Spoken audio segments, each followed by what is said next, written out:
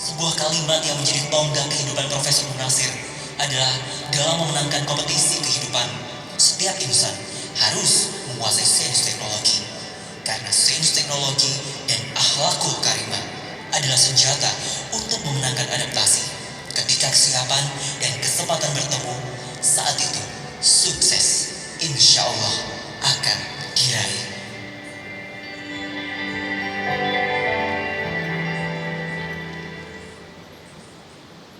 Hadirin, marilah kita simak pidato ilmiah oleh Profesor Dr. Munasir MSI dengan judul Riset Berbasis Bahan Alam, Kontribusi Nanosilika dalam Pengembangan Riset Material Maju di Indonesia. Bismillahirrahmanirrahim. Assalamualaikum warahmatullahi wabarakatuh. Salam sejahtera untuk kita semua. Selamat pagi. Yang saya hormati Bapak Rektor Universitas Negeri Surabaya, yang saya hormati Bapak Wakil Rektor 1, 2, 3, dan 4 Universitas Negeri Surabaya, yang saya hormati Ketua dan Anggota Senat Universitas Negeri Surabaya, yang saya hormati Bapak Ibu Dekan, Wakil Dekan UNESA yang hadir, para tamu undangan dan hadirin yang hadir maupun yang menyimak secara virtual yang saya hormati. Alhamdulillahirrahmanirrahim. Puji syukur saya panjatkan kehadirat Allah SWT yang telah memberi kesehatan, waktu, kesempatan kepada kita semua sehingga kita bisa mengikuti acara pengukuhan Guru Besar Universitas Negeri Surabaya yang dihelat di Geraha Desa yang megah ini. Hadirin yang saya hormati, sebelum membacakan pidato ilmiah, izinkan saya untuk menasihati diri saya sendiri dengan ayat Quran surat 3 ayat 191 dan Quran 17 ayat 7. Alladzina yadhkurunallaha qiyaman wa qu'udan wa 'ala junubihim wa yatafakkaruna fi khalqis samawati wal ardh rabbana ma khalaqta hadza batilan subhanaka faqina adzabannar.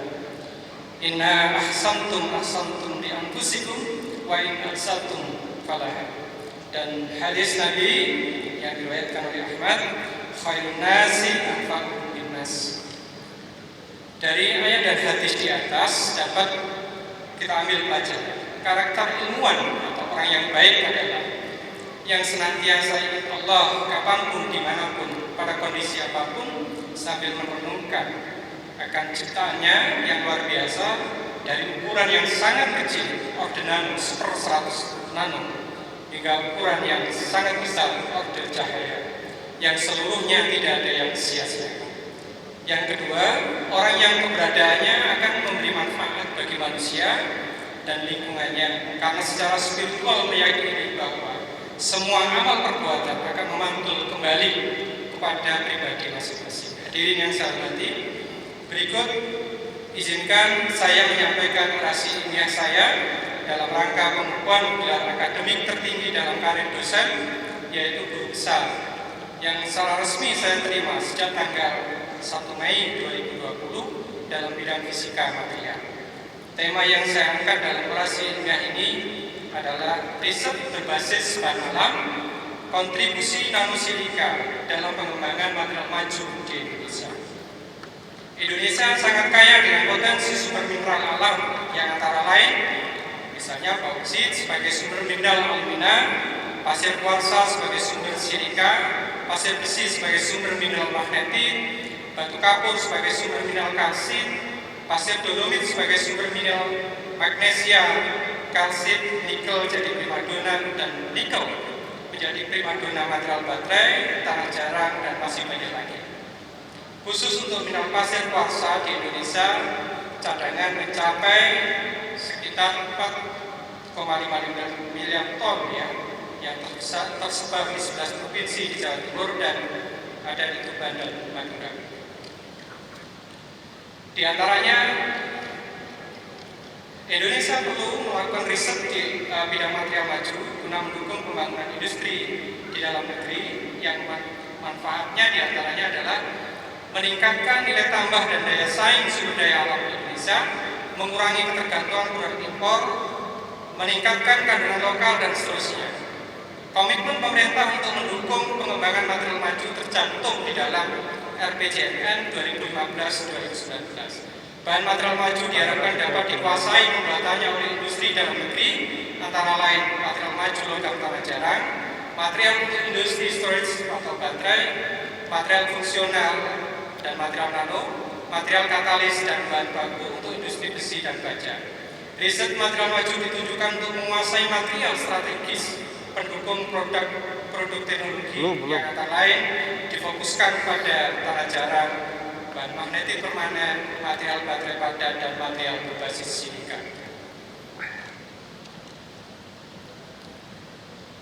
Riset terbaru, data terbaru yang dirilis oleh Global Newsweek tanggal 6 Agustus 2020 bahwa pasar global produk nanoteknologi, nanomaterial saat ini mendominasi di tengah krisis COVID-19.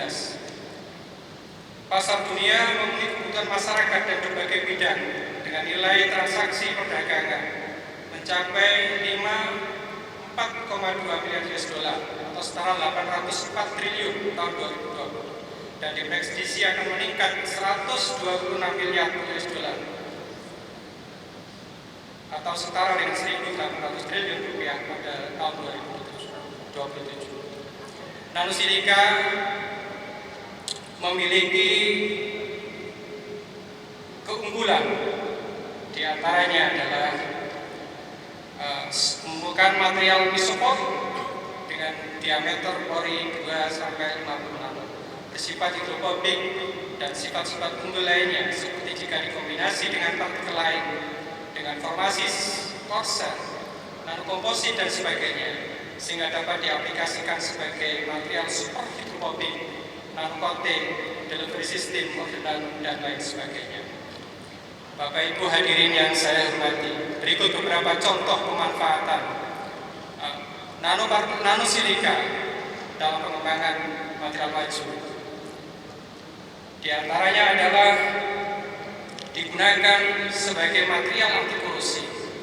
Korosi adalah kerusakan material karena reaksi dengan lingkungan. Korosi terjadi karena kecenderungan alami sebagian besar logam untuk kembali ke keadaan alam. Besi di udara lembab akan kembali cenderung menjadi oksida besi. Aluminium akan kembali menjadi membentuk lapisan permukaan oksida aluminium. Ada 4 komponen yang dibutuhkan dalam sel korosi elektrokimia sebagai syarat terjadinya proses korosi. 1. Anoda, katoda. 3. Lingkungan konduksi untuk gerakan ionik elektrolit. 4. Sambungan listrik antara anoda dan katoda untuk aliran arus elektron. Untuk material komposit aluminium dengan komposisi SiO2 sekitar 5% dapat meningkatkan kemampuan korosi aluminium pada medium geothermal. Begitu pula jika diterapkan di dalam sistem material coating dengan polimer polianilin dengan komposisi 4:1 SiO2 dan pani untuk pelapisan permukaan baja karbon dapat meningkatkan ketahanan korosi hingga 2,24 kali 10⁻7 cm persegi. Hadirin yang saya hormati, nanosilika material diterapkan di dalam korsel. Korsel adalah material biofasik yang memiliki struktur inti dan kulit luar cakang bersusun. Komponen material yang berbeda menghasilkan sifat unik yang timbul dari kombinasi material inti dan cakang, struktur dan desainnya. Korsel Fe3O4 SiO2 adalah struktur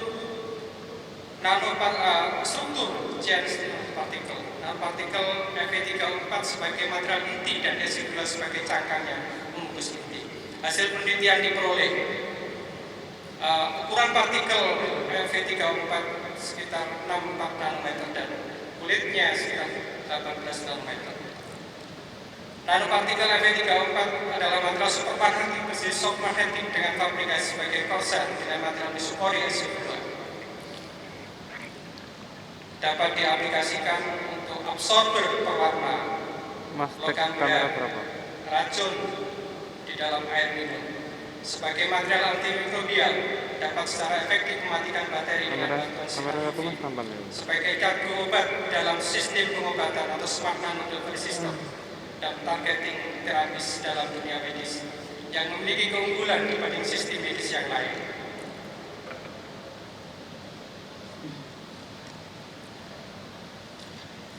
Nanopartikel silika juga bisa diterapkan di dalam dunia pertanian. Aluska padi atau bagaselas adalah produk sampingan besar dari industri penggilingan padi dan pembuangan yang merupakan masalah lingkungan yang utama. Berkaitan dengan hal tersebut, maka diterapkan green teknologi untuk mendapatkan partikel nano dari skapadi.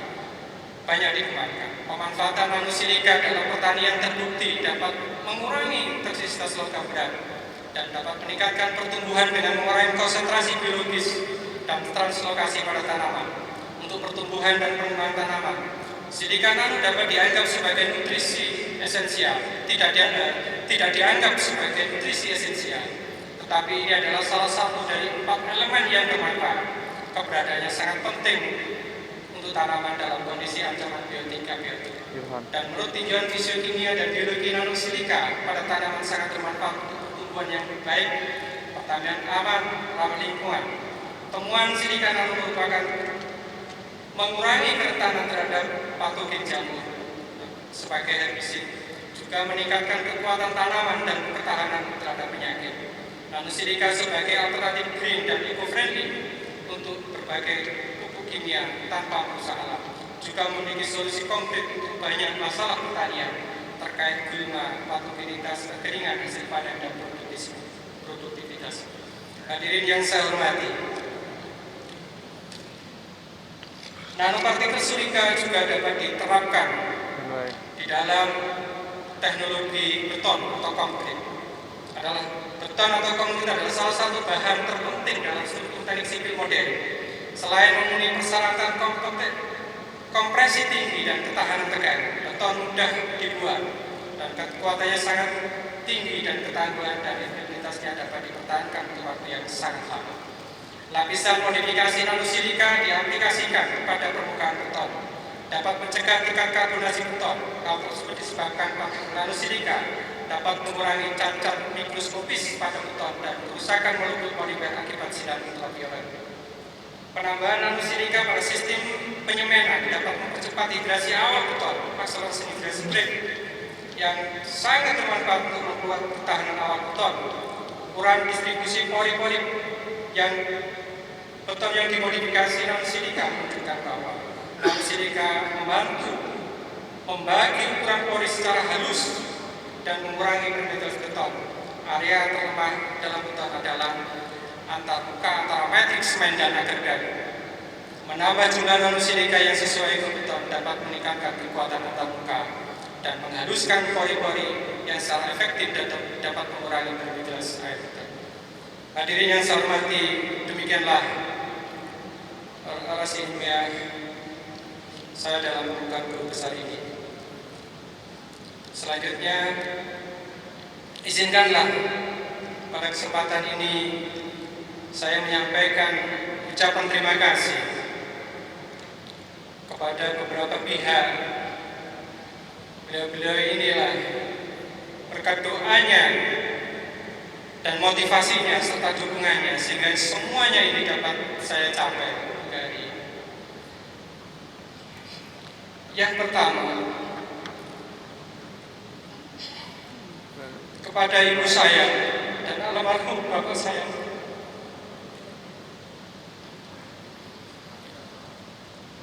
Dengan kerja ikhlas beliau dan doa-doanya yang terus mengalir, sehingga saya dapat menjalani proses kehidupan dan mencapai jenjang akademik seperti sekarang ini.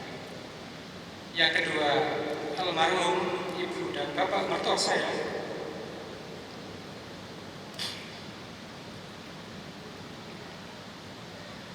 Dengan kepercayaan, kesabaran, motivasi, bimbingan, serta doa-doa beliau, kami bisa menjalani kehidupan bersama istri saya, sehingga dikaruniai empat anak saya sebagai anak.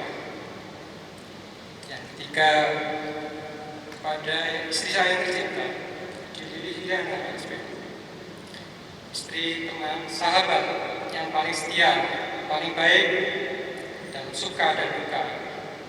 Ucapan terima kasih ini tentu tidak bisa menggantikan pengorbanan, cinta dan kesetiaan, dan kerjasama yang dalam mengarungi bahtera kehidupan ini. Yang keempat, kepada anak-anak saya yang tersayang, tegar, tersenyum, dan membanggakan.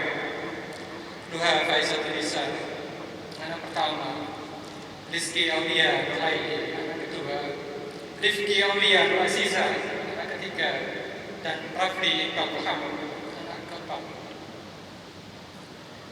Terima kasih untuk semua pengorbanannya, kesabarannya.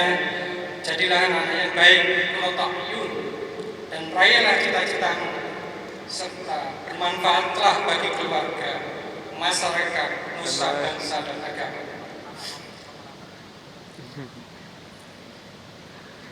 Kepada guru-guru SD saya, guru-guru SMP saya, guru-guru SMA saya sampaikan terima kasih atas semua ilmunya, doa-doanya yang ikhlas sehingga saya bisa studi lanjut di jenjang yang lebih tinggi.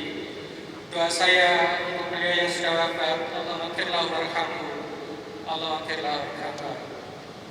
Semoga amal jariah terus mengalir. Dosen-dosen dan guru saya saat S1 di jurusan Fisika ITS, terkhusus Bapak Insinyur Edi Wianto, dosen DPA saya, Profesor Insinyur Edi Yahya, pembimbing skripsi saya, dan Bapak Ibu dosen yang lain yang tidak disebutkan. Terima kasih atas semua ilmu dan bimbingannya. Kepada dosen-dosen saya S2 Fisika di ITB, Prof. Barmawi, Prof. Sukirno, dan Prof. Dr. Maman Budiman selaku dosen tesis saya, pembimbing tesis saya, serta Bapak Ibu dosen yang lain yang disebutkan di sini. Terima kasih atas bimbingan dan ilmunya. Kepada promotor atau guru saya yang sangat bijaksana, yang saya hormati, Profesor Dr. Danito MSc, dan co-promotor saya, Bapak Dr. Muhammad Zainuri, Bapak Dr. Triwanto. Terima kasih sudah membimbing, mengarahkan, dan saya ilmunya, juga motivasinya yang selalu diberikan kepada saya.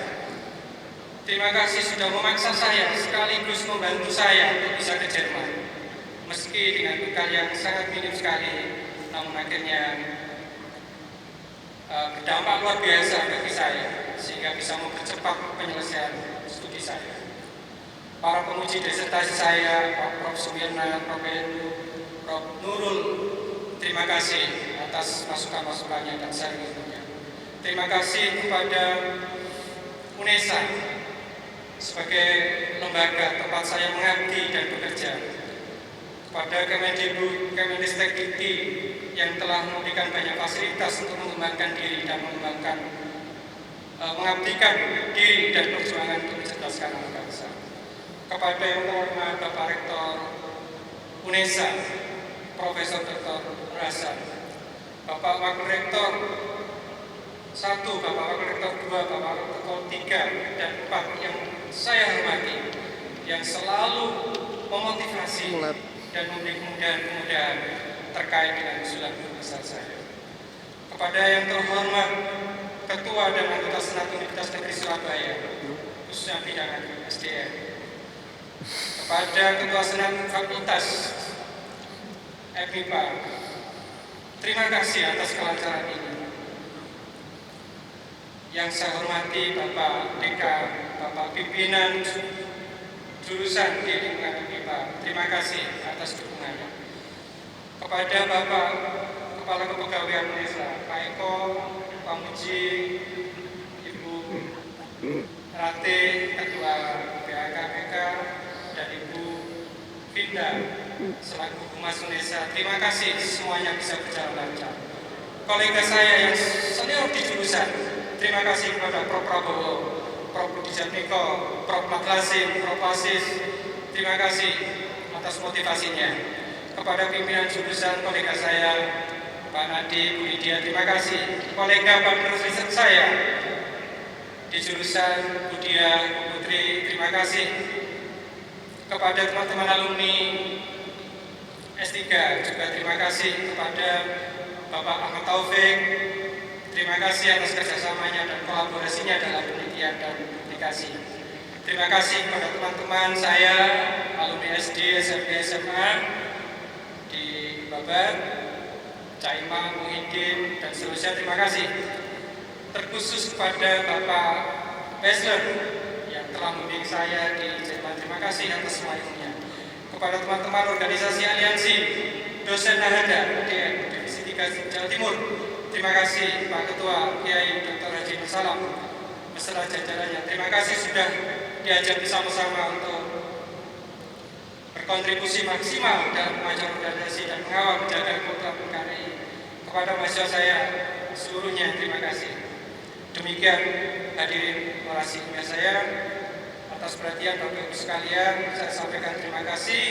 Wallahu muwaffiq ila aqwamit thoriq. Wassalamualaikum warahmatullahi wabarakatuh.